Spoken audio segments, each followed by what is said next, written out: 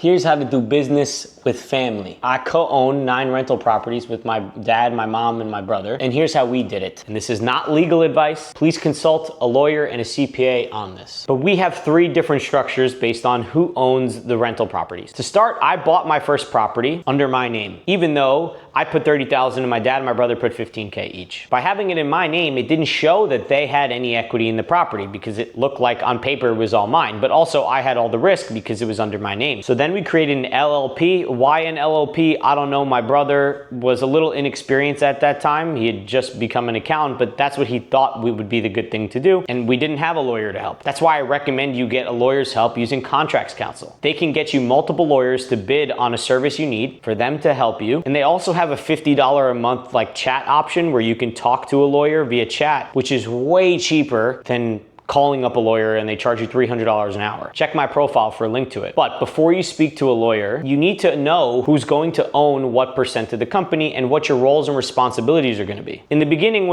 I was like, I'm gonna handle everything. But now that we've expanded and I'm really bogged down trying to build up this social media business, I've needed my brother, my mom, and my dad's help a lot. My brother is a CPA, so he helps a lot with the taxes and property management stuff. My dad's a contractor, so he deals with some property management stuff and contractor stuff. And my mom helps with a lot of bills and calling up property managers as well. My job is to focus on leading us in the right direction, finding new properties and sources of funding. You usually want to create an LLC with an operating agreement that lists out what your roles and responsibilities are and what the percentages are and who's bringing what money to the table. You're going to want that filed in the state that you live in or the state you do business in. So if you're in the state that you're going to buy properties in, that's great. But if you invest out of state, you're going to have to file a foreign domestic registration in that state. And so once you have this framework, you can set this up with Contracts Counsel to help you find a lawyer to make sure that you're doing everything properly and save you lots of headaches and make sure that you're legally compliant, unlike what I did when I started.